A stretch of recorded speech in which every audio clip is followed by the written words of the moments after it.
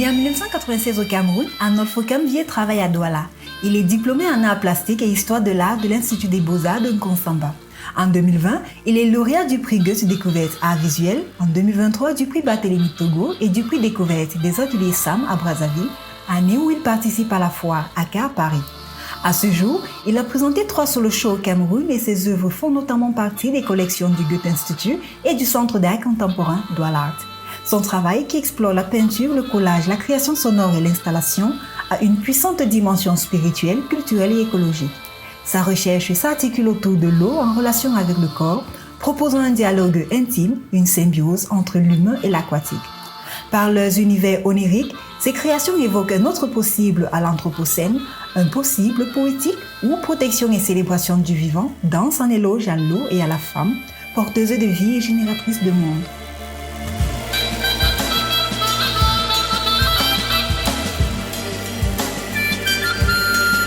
Suivez donc la postale. Bonjour Arnold. Bonjour Yvan. Écoute, merci de nous recevoir dans ton ancre. On sait combien l'atelier d'un artiste, c'est son intimité à la limite. Ah, ça c'est clair.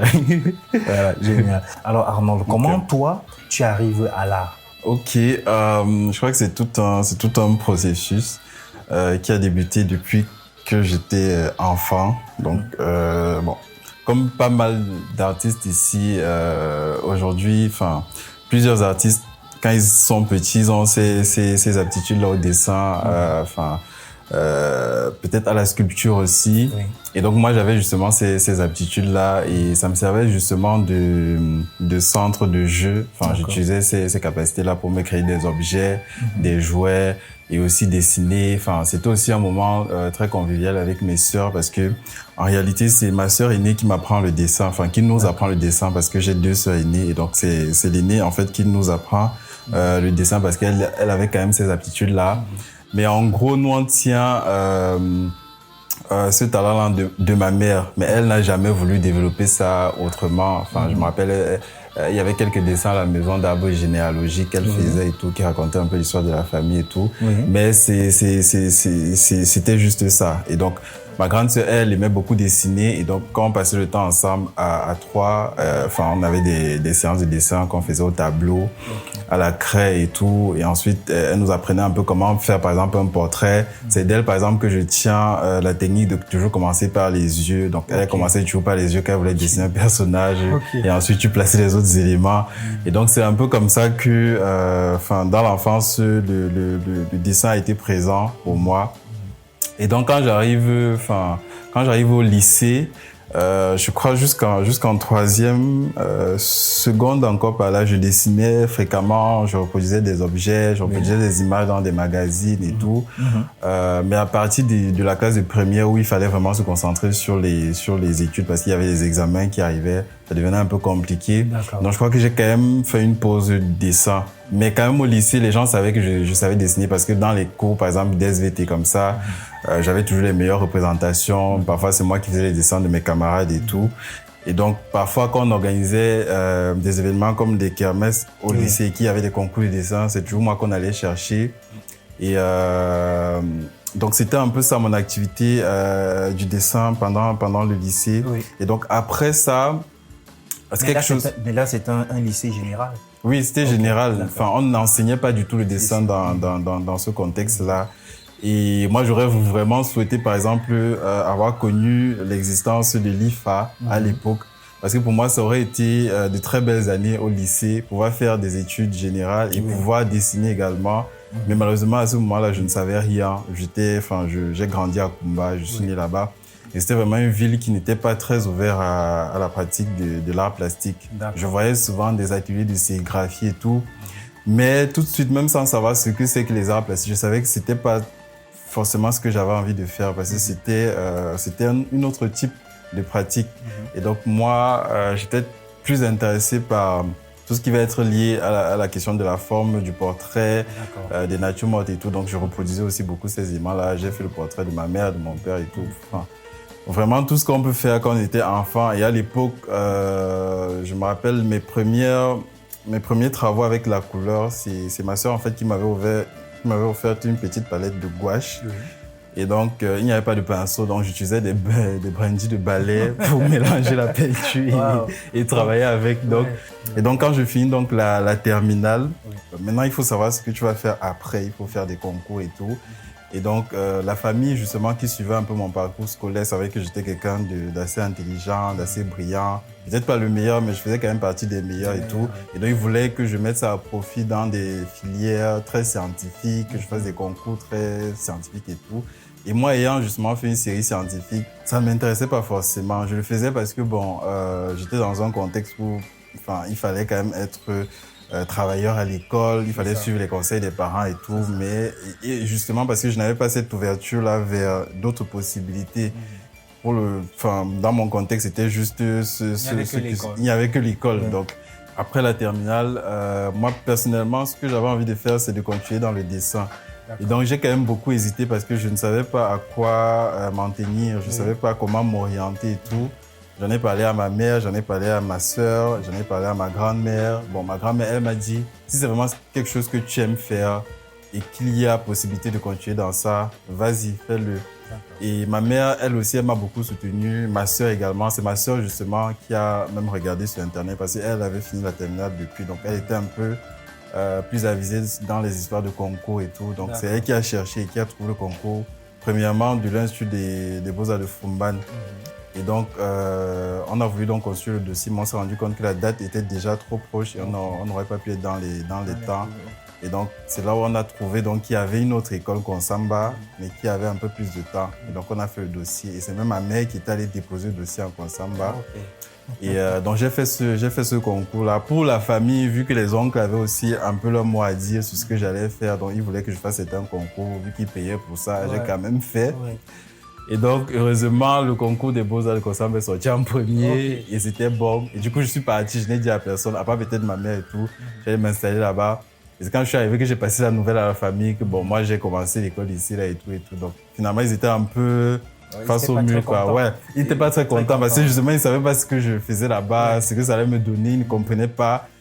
Et à ce moment-là, il fallait justement prendre une filière dont on pouvait facilement programmer les débouchés, programmer les modes d'emploi et tout ça. Et les arts plastiques, franchement, c'était pas...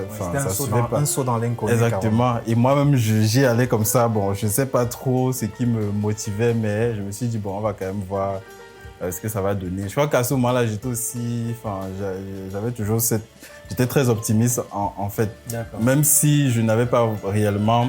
la garantie que ça allait marcher, je me suis dit que je vais quand même essayer. Surtout que ça... Tu souhaitais faire ta passion. Oui, justement. Faire quelque chose qui te passionne. Exactement. Faire des sciences où oui, parce qu'en fait, je crois quelque part, je suis quelqu'un qui n'aime pas se mentir à lui-même et qui n'aime pas prendre une certaine casquette. Pendant toutes mes années du lycée, c'est ce que je faisais avec la famille. Il fallait être un certain type d'élève, il fallait faire un certain type de formation et tout ça, il fallait être brillant et tout. Et après ça, je voulais plus jouer ce jeu-là. Donc moi, je voulais vraiment être passionné, dans ce que je vais faire et tout. Je me disais que c'est le meilleur moyen aussi d'être performant dans ce que tu fais. Quand il y a cette passion-là, quand il y a cet engouement-là, mais quand je voyais la difficulté même avec laquelle j'ai pris pour finir la terminale, et me voir encore dans ce même cycle à l'université en train de réfléchir informatique et tout ça. Franchement, c'était saoulant et tout. Mais j'étais quand même à 2 doigts. Je crois que je me suis même inscrit en informatique à l'université de Douala. Et c'est le jour où je paye justement ma préinscription que les résultats sortent. Et quand on m'appelle, on me dit que finalement j'ai été pris en Konsamba. Bon, j'ai un peu regretté mon argent, mais j'avais déjà payé. Mais dis-moi, parle-moi un peu de ce concours justement.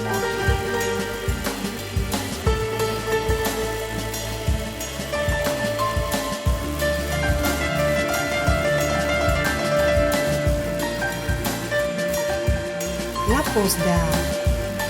Comment ça se faisait ce concours? Il y avait des épreuves écrites du dessin, c'était quoi? En fait, il y avait des épreuves écrites. C'est vrai que je ne me rappelle plus très bien de toute la circonscription en fait du concours, mais c'était quelque chose d'écrit. Je crois qu'il y avait des épreuves générales, une épreuve de culture générale qui te posait un peu des questions sur le quotidien camerounais précisément. C'est vrai que quand je partais à ce concours-là, moi, je m'étais un peu préparé à ce qu'on me pose des questions sur l'histoire de l'art occidental parce que à l'époque, Picasso, c'est un nom qui revient beaucoup. Dès qu'on parle d'artiste, on va parler de Picasso et tout.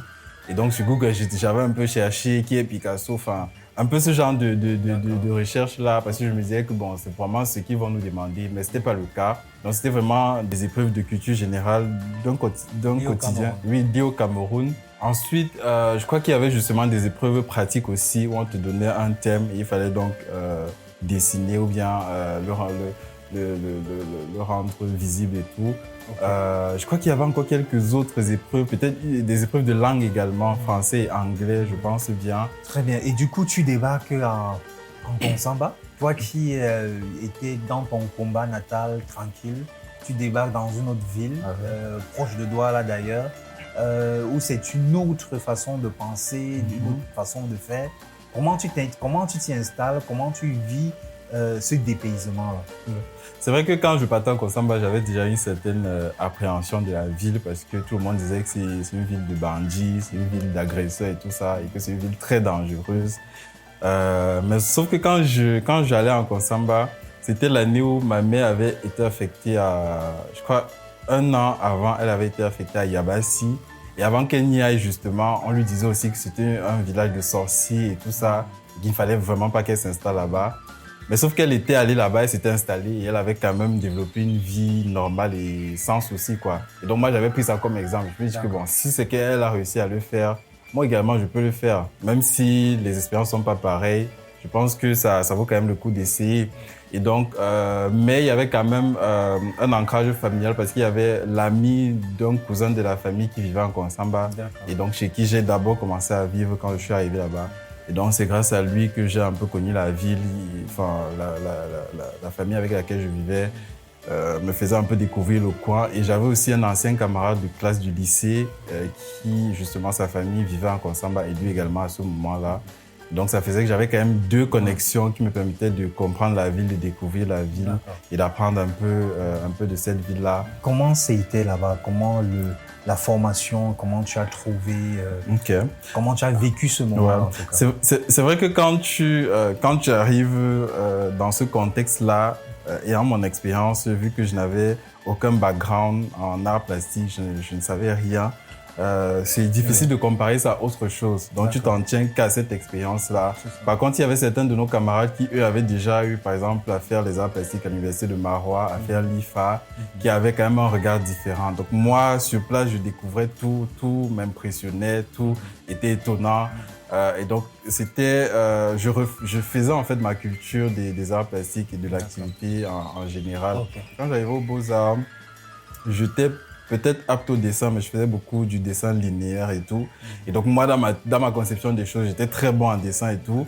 Mais quand je suis arrivé, que j'ai eu à découvrir le travail que les autres faisaient, mais en fait, ça a permis de déconstruire en fait tout le regard que j'avais moi-même sur mon travail et ce que je pouvais proposer. Je me suis rendu compte que j'étais vraiment à la base des bases. Et donc, c'était l'occasion donc de tout commencer, de tout reconstruire, de tout découvrir. Et c'est un peu ce qui s'est fait. La chance aussi qu'on a eue, c'est que dès la première année, on avait un camarade de classe Marcel Chopoué, avec qui on est sur la scène aujourd'hui, qui lui justement avait déjà fait les arts plastiques à Marois. Et donc, il avait une très bonne avance sur nous en termes de peinture et en termes de représentation. Et donc, c'est justement lui qui, au-delà des enseignants, continuait quand même ce travail de coaching-là avec nous. Et heureusement, parce que il était très dévoué à le faire. On ne le payait pas. Enfin, c'était juste un camarade de classe, mais lui, ça ne l'a jamais dérangé de nous accompagner, tu vois. Et donc, il nous a beaucoup accompagnés en termes de travail technique. Comment aborder la peinture, comment dessiner, comment faire un portrait et tout. Et même au-delà de ça, il mettait parfois à disposition son propre matériel de travail. Parce que quand moi, j'étais en première année, je n'avais pas de peinture. Je crois qu'à un moment donné, peut-être... C'est intéressant que tu nous en parles en termes de matériel. Comment tu faisais? Parce que à l'époque, et même je crois jusqu'à aujourd'hui, la peinture acrylique, tout le matériel des Beaux-Arts, c'est pas donné. Comment tes amis et toi vous débrouillez pour trouver du matériel et travailler? Au départ, c'était compliqué. Quand on commençait justement les cours avec Père Kanté, Jean-Jacques Kanté, qui justement devait nous initier à la peinture et tout. Donc, il fallait construire un châssis, acheter la toile, préparer la toile, et il fallait avoir des peintures acryliques. Donc, à ce moment donné, je ne savais même pas ce que c'était les couleurs primaires, ni ce que c'était qu'un cercle chromatique, comment composer les couleurs. Donc, je ne savais même pas ce qu'il fallait acheter. Et donc, pendant les cours, ils nous ont un peu expliqué ça et tout. Mais c'était quand même cher. Et c'était aussi inaccessible parce que dans la ville de Konsamba, où il y a des écoles de beaux-arts, on ne vendait pas de matériel. Oui, il n'y avait pas de boutique de beaux-arts. Et donc, il fallait soit se référer à Douala, soit à Yaoundé. Et donc, à ce moment-là, je n'avais pas aussi une très grande mobilité parce que je ne voyageais pas beaucoup pour des raisons financières et tout. Et donc, ce qu'on faisait, c'est que parfois, lorsqu'il y avait un de nos camarades qui se retrouvait dans une des villes là, on pouvait cotiser de l'argent. Si tu as peut-être besoin d'un tube de bleu, tu lui donnes 2000. Tu as besoin du jaune, tu lui donnes un peu d'argent. Et donc, quand il est sur place, il achète, il vient, donc on se redistribue. Mais moi, j'avais commencé avec, je crois, 2 tubes, le jaune et le bleu. C'est tout ce que j'avais pu acheter. Je crois que c'est même mon oncle qui m'avait soutenu financièrement pour que je puisse acheter ça. Et c'est tout ce que j'avais. Et donc, on commençait donc les cours. Pendant les séances d'atelier, c'était convivial, tu vois, parce qu'on s'entendait bien entre nous. Et ça fait que on pouvait partager beaucoup de choses. Donc, on partageait aussi notre matériel de peinture. Et donc, moi qui avais le bleu et le jaune, je pouvais peut-être avoir le rouge chez quelqu'un. Je pouvais prêter mon jaune, je pouvais prêter mon bleu. Donc, c'est un peu comme ça que ça se passait. Et ça fait que, on arrivait un peu à s'en sortir. C'est vrai que nos enseignants nous regardaient un peu du coin de l'œil, mais bon, on arrivait quand même à s'en sortir, à pouvoir refaire les devoirs, à pouvoir être performant en classe. Et donc, hors de ces cadres-là maintenant, vu que dans mon atelier, je n'avais que 2 peintures, ce que je faisais, c'est que j'allais travailler chez Marcel. Parce que lui, justement, il avait un peu plus de peinture que nous. Et donc, il était gentil de nous laisser travailler avec ses peintures. Et on pouvait utiliser sa peinture. Et en même temps, il nous orientait aussi lorsqu'on avait des difficultés et tout. Donc, c'est un peu comme ça que les débuts se sont passés.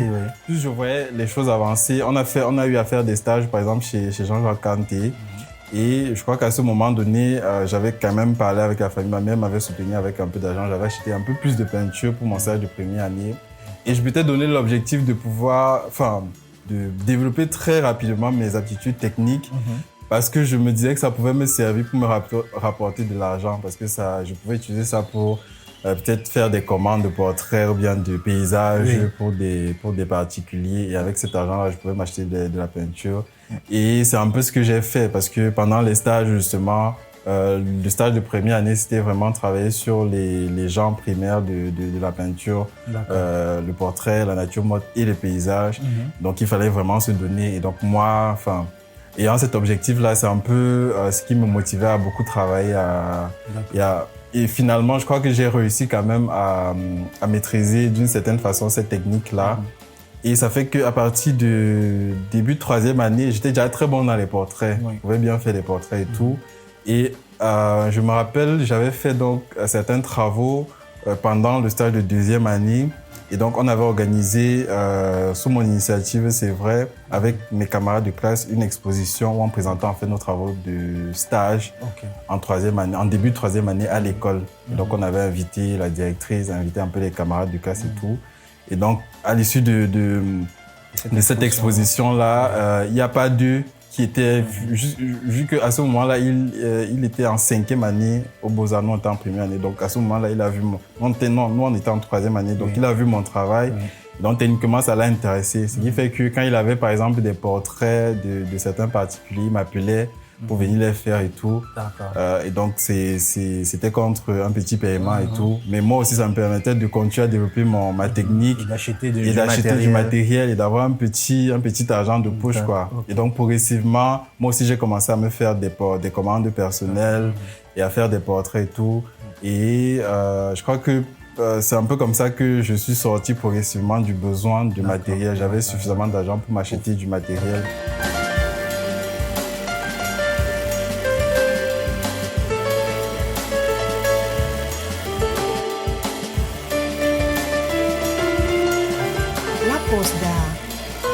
Mais il y a quand même quelque chose qui m'interroge en fait, ou qui attire mon attention. C'est le fait qu'on pense toujours, ou qu'on dise qu'on n'a pas de marché de l'art en fait, au Cameroun.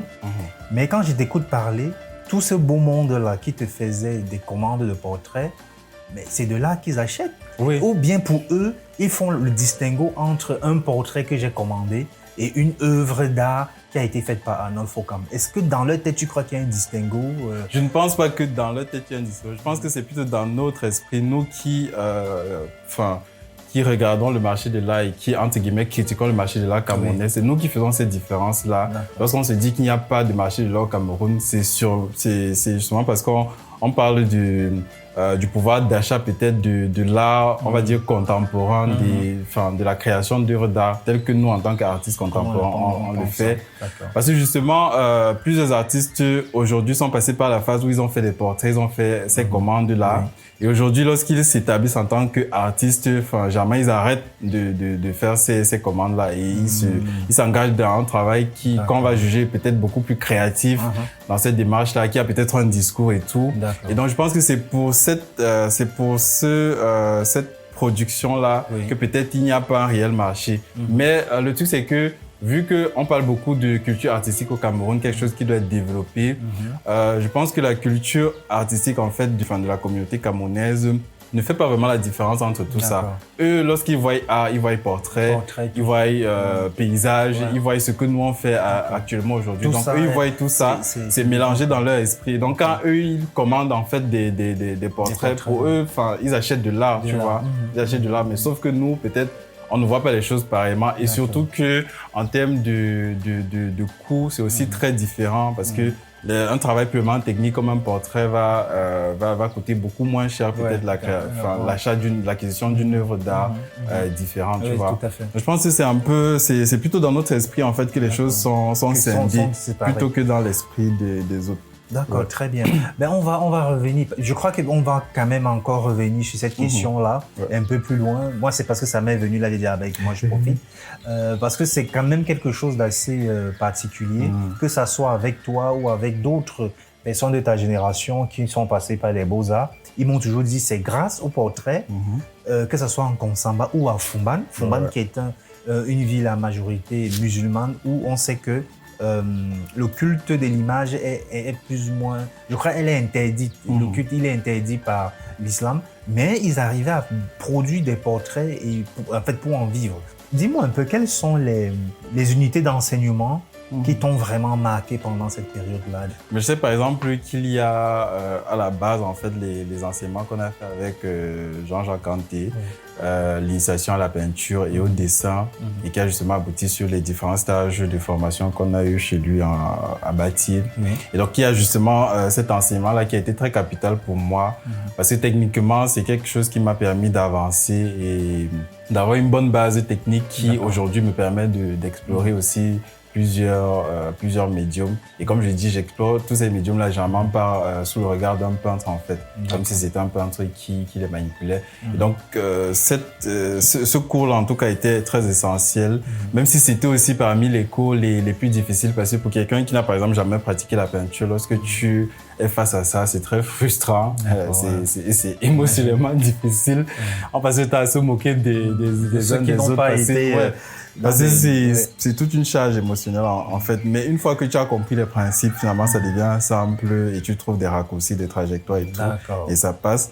Et ensuite, je pense qu'il y a eu également le cours avec Hervé Youmbi, le cours de projet. Enfin, je crois que c'est vraiment comme ça qu'on l'appelait. Et donc, c'était un cours qui permettait justement de partir d'une idée pour en faire une œuvre d'art et les différentes étapes en fait de conceptualisation en fait de cette idée-là et de son illustration. Et donc, c'est un cours qui, après même les écoles des Beaux-Arts, enfin, j'ai continué à le pratiquer dans mon quotidien et même à continuer à en discuter avec Hervé Youmbi sur certains projets et tout. Donc c'est un cours qui était aussi capital parce que ça permettait à l'artiste de structurer un discours, de structurer une démarche et de se familiariser aussi avec on va dire la relation qui peut exister entre l'artiste et peut-être un appel à la candidature ou bien une proposition d'un commissaire d'exposition ou bien d'une curatrice pour un projet. Et donc c'est en fait tout ça qu'on essaie de développer. Et comment est-ce que tu montes ton projet partant d'une idée, tu le déploies en sujet de discussion. Tu structures en fait les différentes étapes, les croquis, les compositions. Okay. Tu fais même un budget de réalisation de ce projet-là et tu imagines en fait ce projet-là dans un espace, dans un contexte et tout. Donc, moi jusqu'aujourd'hui, c'est presque les mêmes étapes que j'utilise que ce soit pour postuler à des appels à candidature, que ce soit pour concevoir mes projets d'exposition individuelle et tout ça. Donc, c'est le même procédé. Ouais, ça, c'est essentiel, ça. Et dis-moi, avec le recul aujourd'hui, c'est-à-dire avec l'expérience que tu as accumulée, la carrière qui s'installe de plus en plus, quelles peuvent être les critiques que tu ferais à notre système de formation? Qu'est-ce qui, pour toi, a manqué à ce système de formation? Bon, premièrement, je pense que l'un des aspects qui manquait, c'était le rapport à l'art plastique contemporain du Cameroun ou bien de l'Afrique. Par exemple, on a eu beaucoup de cours d'histoire de l'art et je dois le dire honnêtement, il y a plusieurs de ces cours-là que j'ai complètement oubliés parce que ça parlait d'une toute autre réalité. Ça parlait des personnes avec qui je n'ai jamais eu de contact et avec qui peut-être je n'aurai jamais de contact. Oui. Ça parlait des façons de vivre, des façons de penser, des façons de voir la vie autre. Et je me rappelle pas qu'il y ait eu vraiment un ancrage sur des artistes plasticiens camerounais, en fait. Ce qu'ils ont fait sur l'histoire de l'art au Cameroun. On a peut-être par moment évoqué Angébert Vin dans quelques ouvrages qu'il a fait, ou bien Pascal Kenfak également. Mais toujours peut-être dans une approche très académique, mais très peu d'artistes plasticiens, par exemple, sur le terrain, en train de pratiquer, qui ont justement ce rapport à l'international et sur le continent. Enfin, c'était quelque chose qui manquait. C'est quand tu sors en fait du cadre académique et que peut-être tu visites les expositions, tu rencontres du monde, que tu découvres en fait ces artistes-là. Et il faut justement avoir cette curiosité-là finalement pour les découvrir. À l'école, tu n'auras pas ça. Ouais, mais pas possible. Mais aussi, il y a la place des artistes dits professionnels, parce que quand tu parles par exemple de Hervé Youmi, c'est un artiste installé, connu et reconnu. Jean-Jacques Kanté, c'est aussi un artiste avant d'être un enseignant. Même Achille Kakongem. Voilà, Achille, voilà. Et puis Mbunja, ça a été des artistes.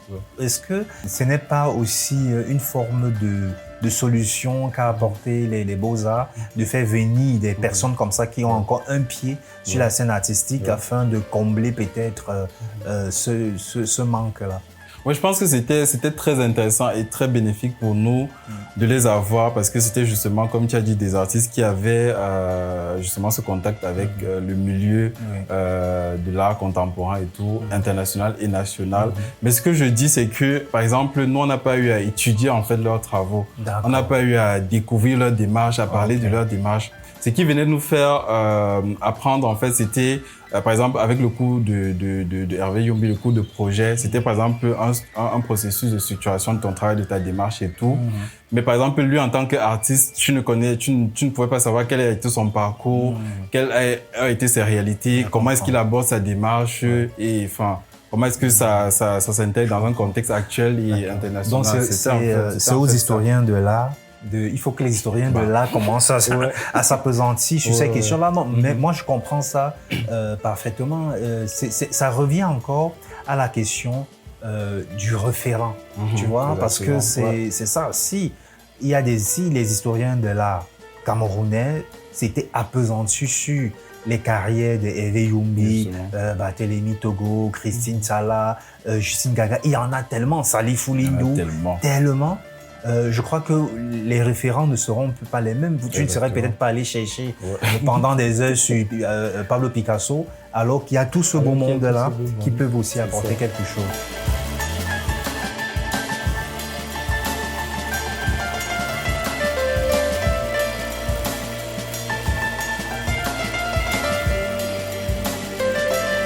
La pause d'art. On va peut-être un peu essayer de sortir de ta période aux Beaux-Arts sur cette question, avec cette question. Quelles sont les prémices de ton travail que tu as commencé à installer quand tu étais aux Beaux-Arts, Arnold? Je crois que tout a commencé par un certain intérêt que j'ai développé pour l'eau. Et donc, ça a commencé par quelque chose de très technique, parce que lorsqu'il fallait faire des travaux, par exemple, de variation ou bien de reproduction et tout, j'étais très intéressé par cet élément-là et j'ai toujours un peu pioché des images qui avaient trait à cet élément, qui mettaient cet élément en scène là et que je représentais. Ouais. Et donc, tout a commencé par là. Et je crois qu'en troisième année, lorsqu'il fallait justement se questionner sur quel sera le sujet, par exemple, que je vais développer pour ma recherche, pour ma monographie en licence et tout. Moi, je voulais faire une recherche qui a trait avec l'eau, parce que c'était aussi un moyen pour moi de comprendre aussi, enfin, peut-être ce qui m'attire vers cet élément-là, parce que à ce moment-là, c'était vraiment rien de structuré, c'était juste une sensibilité, rien de circonscrit. Et moi, à ce moment, je voulais un peu développer, comprendre et tout.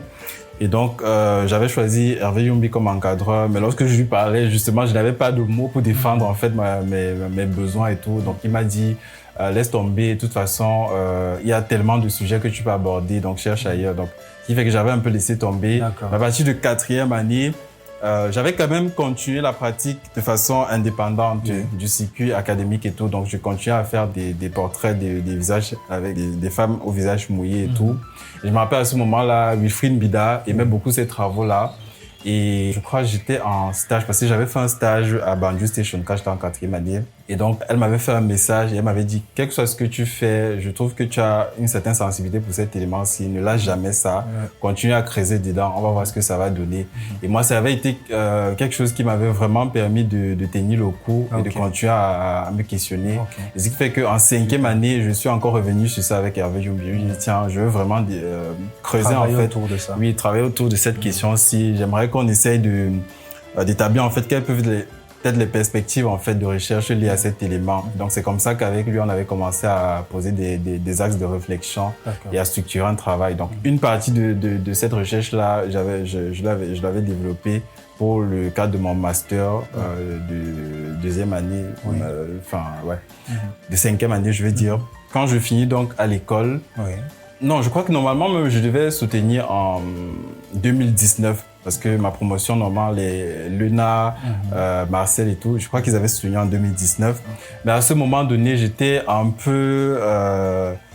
j'étais pas très sûr parce que le sujet même que j'avais choisi à ce moment-là n'était pas très intéressant pour moi. La piste que j'avais choisi d'exploiter ne me plaisait pas. Et justement, quand j'avais commencé les séances de discussion avec, parce qu'à l'époque, c'était Ashika Kongem qui était mon enseignant, quand on avait commencé les pistes de réflexion et tout, je sentais qu'il n'y avait pas vraiment une profondeur, quelque chose que je pouvais développer pendant longtemps. Tu n'étais pas convaincu. Et donc, oui, je n'étais pas convaincu par le sujet.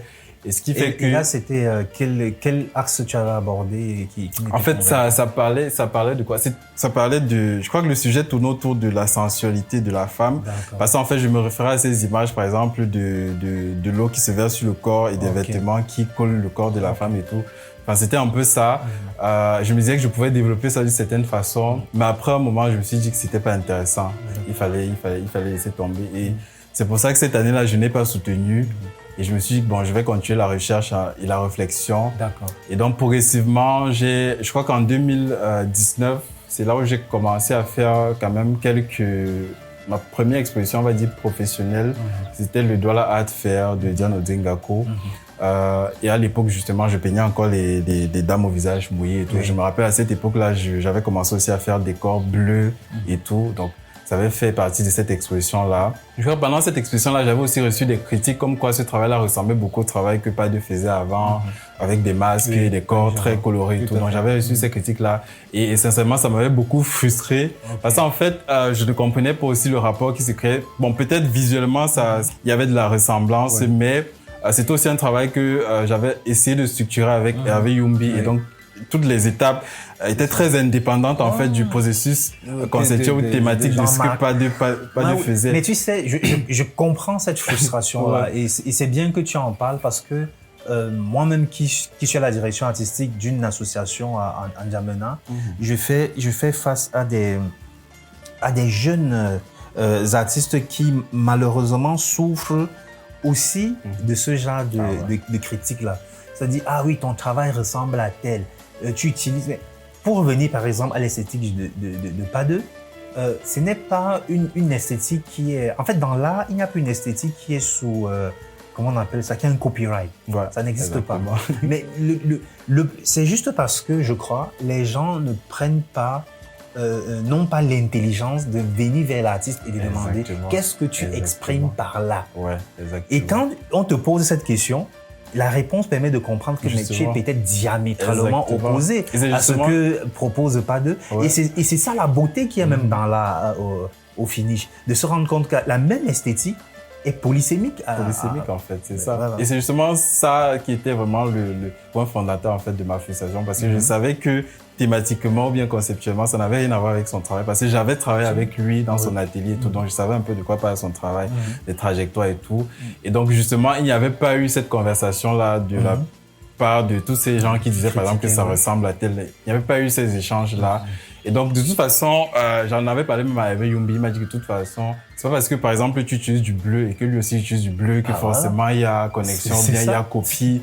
Et donc, ce n'est pas pour ça que tu dois abandonner, en fait, cette recherche-là, continue juste à creuser et tout. Et donc, à ce moment, la façon dont j'abordais, en fait, l'eau, c'était quelque chose de très superficiel et de très extérieur. Après, dans les conversations avec lui, on s'est rendu compte que le corps humain même est fait en fait à 70% d'eau, et donc ça peut être une piste de recherche. Donc c'est comme ça que j'ai commencé donc à développer une recherche sur la représentation même du corps à travers cet élément-là, m'inspirer aussi de tout l'univers sous-marin comme étant vraiment un élément qui compose en fait finalement le corps et qui crée justement le lien entre ce corps-là et son environnement. Ouais. Donc c'est comme ça que j'ai commencé, et ça c'était justement pendant l'année 2019, j'ai commencé ces premières recherches-là. J'en ai parlé avec Hervé Yumbi, il m'a posé des critiques et tout. Très technique aussi, parce que justement avec lui, tu te dis qu'à un moment donné, il va te poser juste des remarques sur le concept ou bien sur ton discours, bien sur ta démarche. Mais lui regarde en fait tous les éléments de ton travail, que ce soit technique, que ce soit thématique et tout. Et donc ça te permet d'avoir vraiment une ouverture dans la façon dont tu regardes ton propre travail. Et donc ce qui fait que c'est avec ce travail-là que j'ai en fait terminé l'année 2019 et commencé l'année 2020. Directement, il y a eu par exemple des événements comme Femmes Tabou, je crois à Douala Art en début 2020. Et donc j'avais été sollicité comme ça à tout hasard par Ngwana Patrick, qui était intéressé à présenter ce travail dans cette exposition-ci. Donc après l'exposition au Douala Art Fair, je crois que Femmes sans Tabou a été le deuxième projet assez intéressant, en tout cas sur une plateforme camerounaise assez intéressante que j'ai fait. Et toi, comment tu abordes aussi, comment tu vis ce moment-là? Parce que toi, tu sors même pas, j'ai envie de dire, tu as même encore un pied aux Beaux-Arts et tu es déjà sollicité par les professionnels pour montrer ton travail. Comment tu vis ça? Est-ce que même déjà aux Beaux-Arts, on vous prépare à ça? Non, il y a aussi cet aspect-là que généralement on n'en parle pas, que ce soit tout l'aspect entre guillemets marketing ou bien commercial autour de notre production. Ça, c'est vraiment quelque chose qu'on n'aborde pas aux Beaux-Arts. Et après aussi sur comment justement intégrer le milieu professionnel et comment réagir en fait face à certaines sollicitations. Peut-être on a quand même eu abordé un peu ça avec Hervé Yumbi lorsqu'il s'agissait de parler par exemple de la relation artiste et appel à candidature, artiste et commissaire d'exposition. Mais je pense que finalement, c'est quelque chose que tu apprends lorsque tu es déjà dedans. C'est quelque chose que tu dois vivre, que tu dois traverser. Et que des fois, tu apprends avec douleur. Hein. Exactement. C'est quand ça te touche finalement, tu retiens la leçon. Et donc, après, c'est aussi quelque chose de très plaisant en fait, qui te donne beaucoup d'espoir. Parce que à ce moment, quand tu finis les écoles où la famille te regarde maintenant, qu'est-ce que tu vas faire? Tu as fait une formation de combien d'années dans tel domaine? Bon, maintenant on attend de voir ta rentabilité, ta productivité. C'est ça. Et donc, mais en même temps, tu n'as presque pas de repères en fait. Tu hésites beaucoup. C'est ça. Tu hésites beaucoup. Et c'est même aussi une question que je voulais te poser parce que c'est bien vrai que tu es rentré dans dans ta formation aux Beaux-Arts avec, j'ai envie de dire, pour seul référent, d'après Teddy, ta sœur, qui était ton seul référent. Et après, quels sont les référents que tu as croisés sur ta route? Et comment ils t'ont inspiré aussi? Je crois que ça premièrement été mes enseignants. Jean-Jacques Kanté, Hervé Yumbi, Ashika Kongem, Louis Épée, qui sont vraiment des gens qui nous ont accompagnés sur plusieurs aspects en fait de la pratique artistique. Mais après, il y a aussi eu des références, on va dire, internationales qui ont permis, par exemple, de raffermir en fait mon rapport au médium de l'eau que je voulais développer, par exemple avec le travail de Bill Viola ou bien de Laurent Valera. Ce sont des gens qui, finalement, ont aussi influencé l'envie de creuser un peu plus loin dans cette démarche-là, tu vois. Et donc, ouais, je pense que c'est un peu avec ces références-là que je sors des Beaux-Arts.